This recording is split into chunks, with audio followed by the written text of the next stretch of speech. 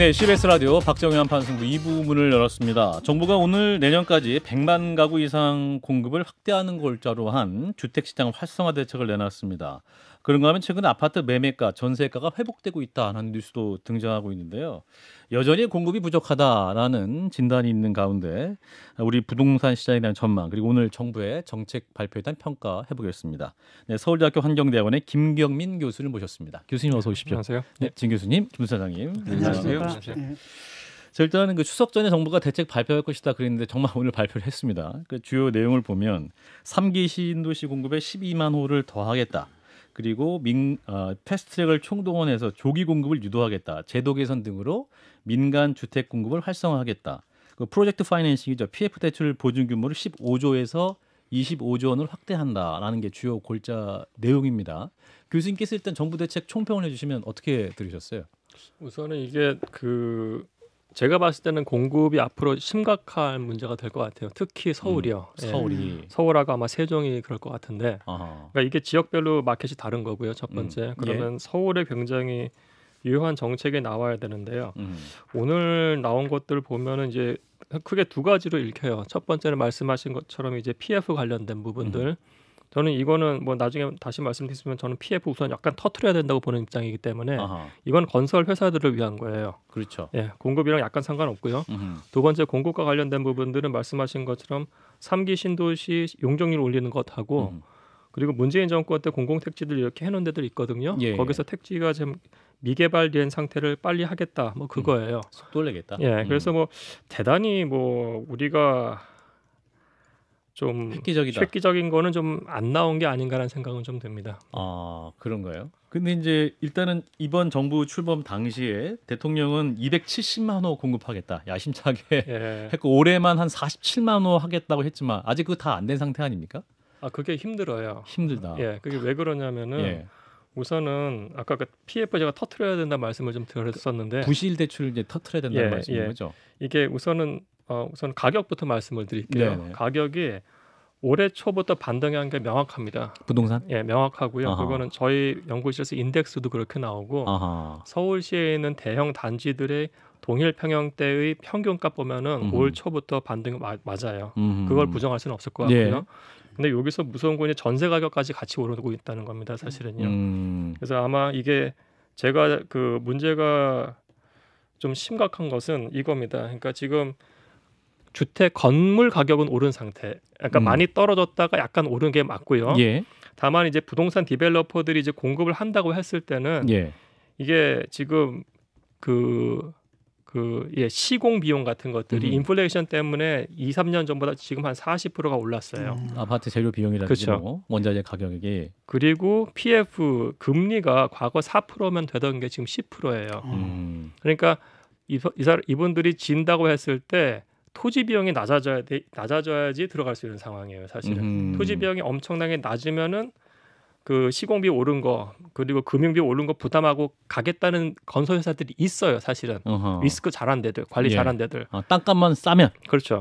근데 이게 PF가 안 터졌기 때문에 사실 토지 거래가 안 됐어요. 그러니까 사람들이 가격을 모르는 거예요. 그러니까 지금 나타난 트렌드는 뭐냐면 건물 가격은 떨어졌다가 반등한 건 맞는데 토지 가격을 모르니까 토지 가격이 움직이지가 않은 거예요. 지금 토지 가격이랑 PF랑 어떤 연관이 있는지 그걸 좀 구체적으로 설명해 예를 주시면. 들어서 그거죠. PF가 터지면 우선은 빨리 팔아야 되잖아요. 그럼 그렇죠. 디스카운트가 그냥 30%, 40% 그냥 나타나요. 그게 나타난다고 했을 때는 우리가 그 부동산 건설 회사조차도 과거에 하도 당했기 때문에 이름만 아는 건설 회사들도 우리 리스크 관리한 데들이 있어요. 위험 관리. 분명히 위기가 올 거고 우린 그때 그 PF 대출 터진 거 잡아서 우리가 하겠다는 데들이 있어요. 근데 그 회사들이 지금 못 들어가는 거예요. 토지 가격이 워낙에 높으니까. 터져야지 들어갈 수 있는 그렇죠. 건데. 그러니까 부실은 부실대로 빨리 처리돼 도산하고 정리가 되고 시장에 나와야 되는 건데 그게 지금 부실한 상태로 계속 골마인 상태로 그냥 잔잔하게 있다. 말씀하실 정도면 PF가 터질 물량이 꽤 된다고 예측하시는 겁니까? 작년에는 많았는데 그래도 지금 보면은 이제 그 작년에 많았던 물량 중에서 올해 30-40% 디스카운트돼서 팔리는 게 나타나기 시작을 했어요.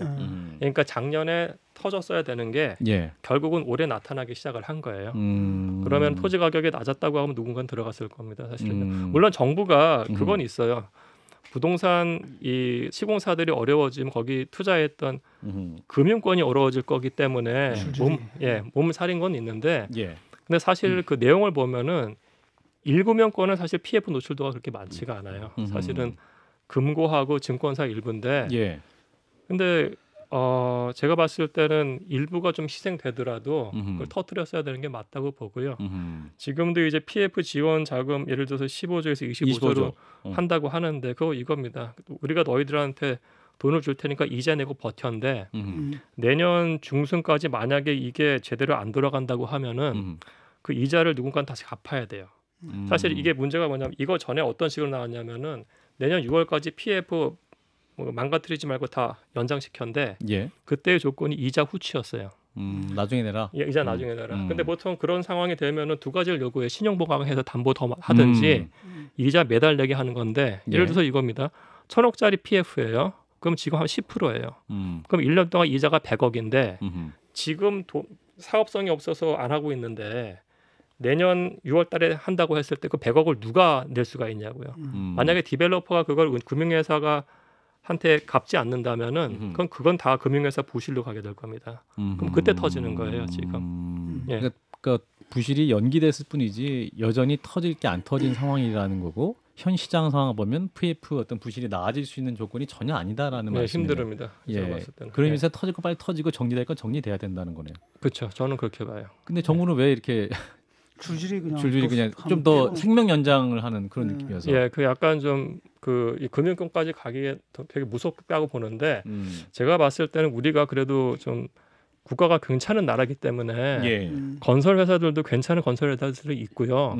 제1금융권 그래도 덜 익스포즈 됐기 때문에 지금 어느 정도 정리를 해야지. 지금 PF 지원 15조, 20조, 25조 저는 오히려 지금 어느 정도 정리를 해야지 이제 토지 가격이 싸지면서 그 다음에 누군가는 들어올 거예요. 이게 누구 잘못 때문에 그러는 것이 아니라 그 당시 금고나 건설회사가 잘못 판단해서 돈을 집어넣어서 자기들이 안 된 사항을 국가가 세금으로 메꿔줄 수밖에 없는 상황을 보시는 건가요? 그렇게 볼 수 있는 거죠. 그러니까 이거는 레슨런이 잘못되는 겁니다. 나중에는 만약에 이런 식으로 한다고 하면 다음에도 부동산 사이클이기 때문에 이것도 반복될 수 있어요. 10년 후에. 그러면 어차피 정부가 막아주겠지. 그냥 우리는 그냥 계속 하는 거예요. 예. 건설회사도 그냥 하는 거고 그 금고도 계속 이렇게 하는 거예요. 정부가 막아줄 거죠. 정확하게 자본의 논리에 맡겨놓고 정부가 손을 떼는 게 좋겠다는 말씀이신 거네요. 어느 정도는 그래야 된다고 봅니다. 예. 그렇군요. PF에 대한 우려를 지금 말씀을 해주고 계시고, 그러니까 오늘 전반적인 정부의 대책은 생각보다는 우리 상황을 심각하게 보지 않는 것 같다. 그리고 약간 생각보다 약하겠다. 이렇게 교수님께서 바라보시는 거군요. 예, 그렇죠. 사실은 이게 지금 그러니까 제가 주택 공급이 좀 심각하다는 부분은 뭐냐면요. 어떤 부분? 그러니까 수요가 많은데 그걸 대응하지 못하고 있다? 아니면 이제 공급 자체의 문제입니다. 공급 자체의 문제. 왜 문제? 뭐가 문제입니까? 그러니까 예를 들어서 2010년에 통틀어서 아파트가 매년 한 평균적으로 34,000채가 공급이 됐어요. 서울에. 예, 근데 이제 작년하고 올해 한 10,000채 정도 부족해요. 24,000채, 23,000채인데 이게 부족하니까 전세 가격이 오르는 거고요. 내년하고 후년에는 15,000채, 17,000채밖에 안 나와요. 근데 이게 내년에 15,000채 중에서 개포동 한 단지에서 6,700채 나오거든요. 그러니까 강남구 빼고 서울 전역에서 7,000세대밖에 없는 거예요, 내년. 통상적으로 한 3만 세대 정도 공급이 돼야 되는데. 그렇죠. 35,000세대 공급이 돼야 되는데 내후년은 이제 우리가 다 아는 둔촌주공에 나와요. 거의 12,000세대. 그러면 둔촌주공 빼고 5,000세대밖에 없는 거예요. 아파트가 거의 너무너무 부족한 상황이고 그리고 이제 우리가 빌라라고 하는 비아파트 부분도 좀 심각한 것이 이거는 약간의 그러니까 인허가가 평균 26만 채인데요. 근데 이게 다 짓지는 않아요. 근데 1년에 한 4만 채 져요. 그럼 준공 기준으로 했을 때 그러니까 26만 채의 인허가가 나면 4만 채가 나오는데 올해 5월 달까지 인허가 물량이 6,000채예요. 인허가가 6,000채? 예, 인허가 신청한 게. 만약 그렇다고 하면 이게 다 준공이 된다고 하면 한 10,000채 나오는 거죠. 그러니까 이게 지금 나중에는 제가 봤을 때는 이 빌라는 사실은 아파트에 비해서 열위제잖아요. 그렇죠? 근데 이제 빌라 포비아 때문에 사람들이 못 들어가는 거죠. 지금 빌라왕 사태 뭐 이것 때문에. 예, 맞습니다. 근데 그거는 이 수요자들이 하는 건데 그건 이제 법적으로 명확하게 그 사람들한테 페널티 주고 이 문제를 해결하면 되는 거고요. 정부에서. 그럼 빌라도 안전하게 들어갈 수 있다고 생각을 하면은 이것도 공급이 되는데 이것도 공급이 지금 절멸이에요.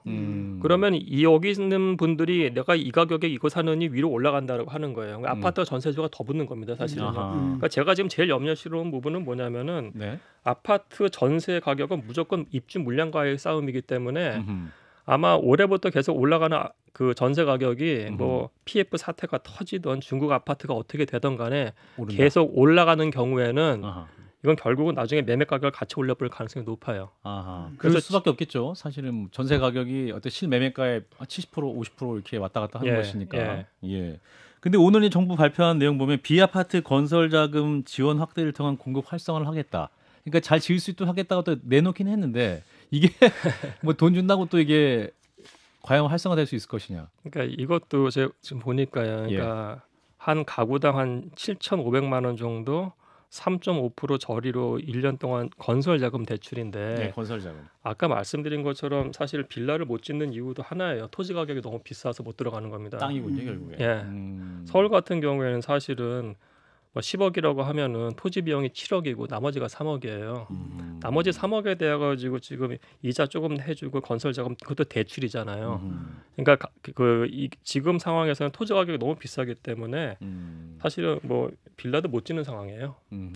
핵심은 토지라는 거네요. 그럼 정부의 그 뭐 공급 물량 계획 자체도 뭔가 실효성 있는 어떤 토지 택지를 확보한 상태에서 말을 해야 되는 건데. 그렇죠. 아니 저라면은 사실은 예를 들어서 서울 의료원 부지 있고요. 그리고 이제 상암에도 부지 큰 게 있거든요. 그리고 정부가 이제, 갖고 있는 공공택지 그렇죠. 뭐 이런 공공택지 물량. 그리고 용산국제업무지구도 코레일 땅이고 그걸 왜 빠지냐고요 지금. 그러니까 지금 문제는 서울인데 서울 근교에 지금 몇 군데는 땅이 좋아요. 근데 거기는 문제가 뭐냐면 교통 인프라가 안 갖춰져 있어요, 사실은. 그러니까 이게 사람들한테 매력적인 수요가 될 게 시간이 걸린다는 얘기예요. 그 땅값도 그렇게 비싸지 않겠죠. 교통이 별로 안 좋으니까 현재는. 뭐 미래의 가치는 높아질 수 있겠지만. 그래서 지금 사람들이 원하는 지역에 대한 어떤 그 수요가 공공택지 문제도 왜 좋은 데는 빠지면서 이렇게 나왔는지가 좀 의문이에요. 물론 그 부분은 아마 서울시하고 얘기가 돼야 될 겁니다. 그렇군요. 오늘 여러 가지로 좀 부족한 부분이 있다라는 말씀.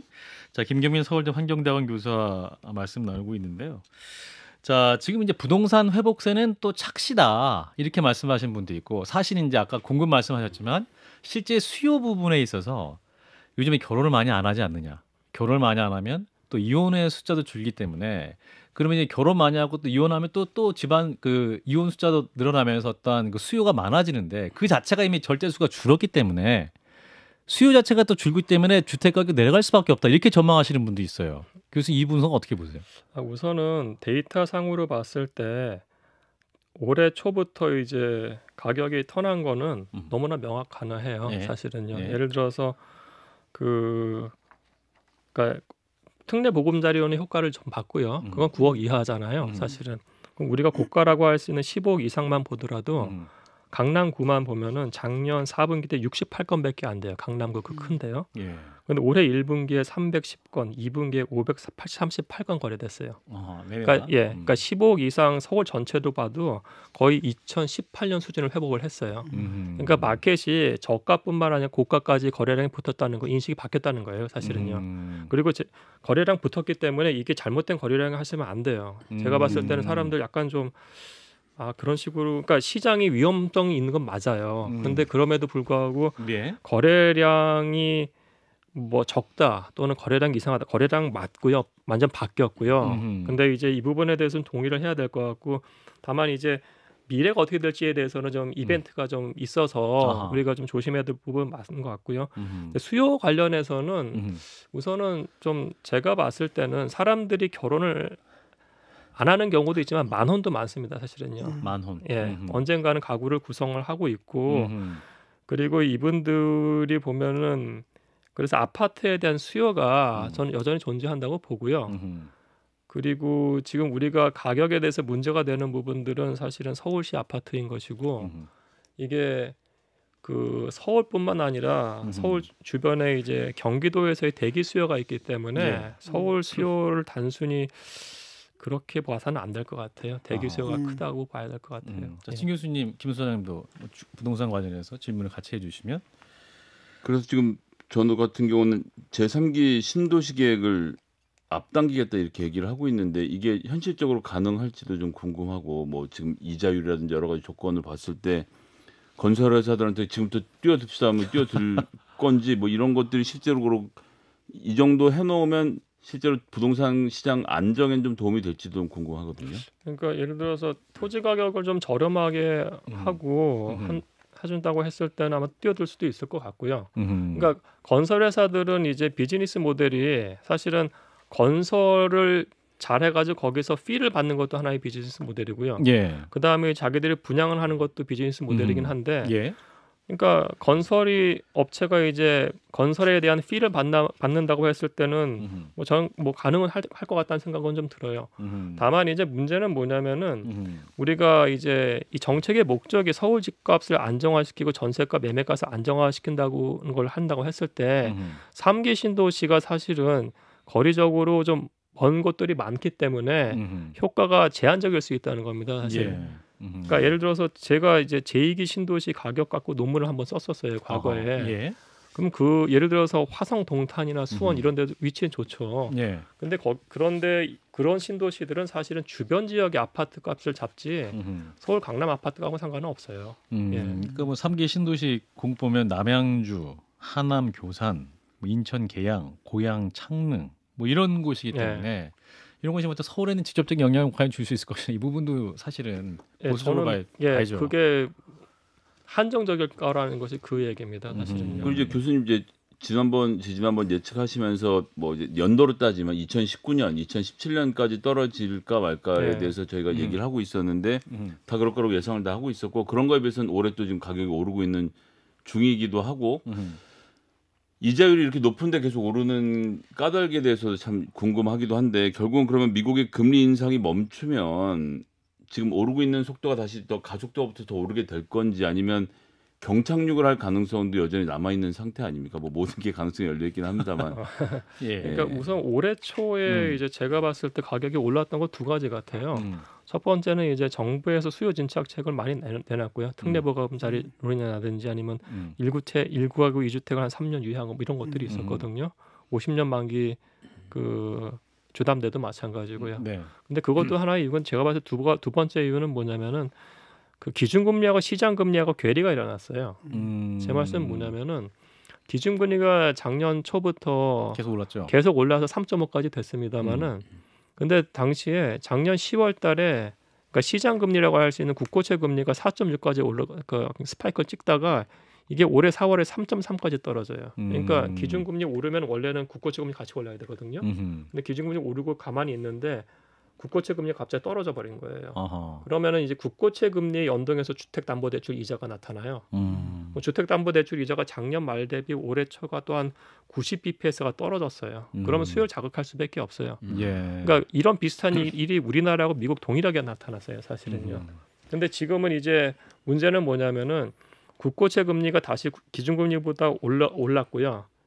그리고 국고채 금리가 지금 계속 오를 가능성이 굉장히 높아 보여요. 그러면은 올해 상반기하고 하반기가 좀 다를 가능성이 높습니다. 그럼 국고채 금리가 오른다는 거는 말씀하신 대로 시장 금리도 함께 같이 올라갈 가능성이 있기 때문에 그러면 시장에서도 그럼 더 보수적으로 반응할 가능성이 높다라는 말씀으로. 예, 그렇죠. 예, 맞습니다. 그렇군요.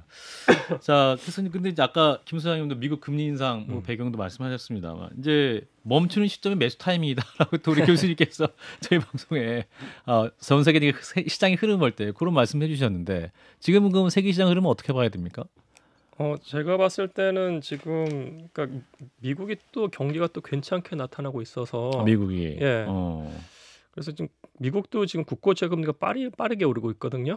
보시면은 그러니까 지난달하고 이번 달하고 완전히 달라요. 오르는 속도 자체가. 그리고 우리나라도 지난달까지는 거의 4%대를 안 넘다가 지금 이번에 4%대를 완전히 넘어버렸어요. 다른 레벨이 돼버린 겁니다. 국고채 금리에 대해서. 근데 이제 미국 얘기를 들어보면 아마 한 번 더 올린다고 하는데 그러면 우리가 이 국고지급이 아마 따라 올라갈 가능성이 높고 예. 그러면 이제 주담대에도 당연히 영향을 미칠 것이고요. 예. 근데 이제 문제는 아마 제 생각에는 제가 거시경제학자는 아닙니다만은 예.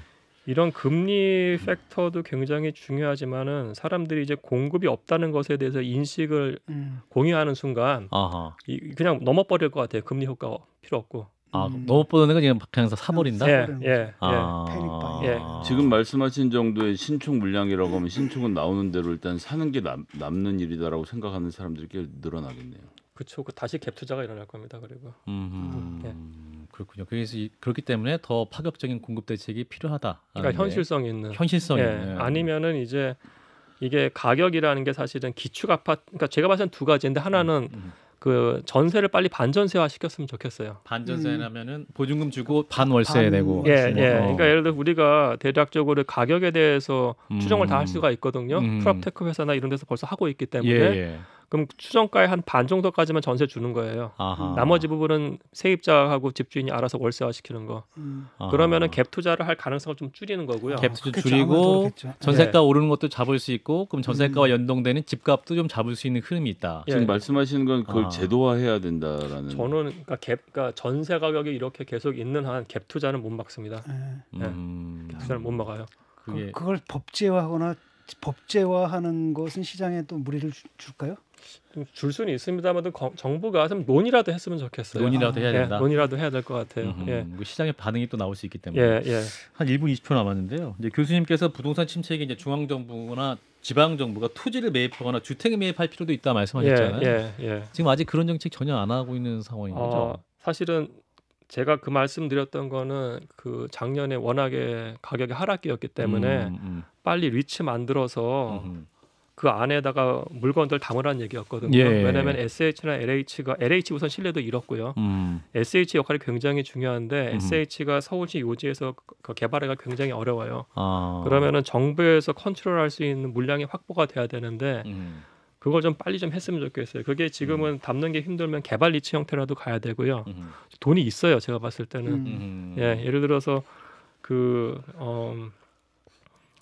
주택 도시 기금이라고 있는데 거기 안 쓰는 돈이 29조예요. 예금으로 돌리는 게. 그거 3조만 갖고 온 다음에 부동산 투자법에 그 3조 갖고 10배를 튀길 수 있어요.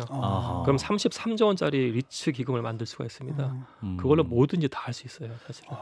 정부에서는 이 조언을 새겨 들어주시면 좋겠습니다. 그 얘기는 자주 했어요. 알겠습니다. 국토부 모르겠어요. 어떻게 하는 건지. 원희룡 장관이 들어야 될 텐데. 원희룡 장관에게 한번 모시고 꼭 말씀을 해드리도록 하겠습니다. 자, 우리 서울대학병원 김경민 교수였고요. 또 10월에 또 2024 부동산 전망하기 위해서 다시 한번 모시도록 하겠습니다. 교수님 고맙습니다. 감사합니다. 좋아요, 구독, 알림 설정.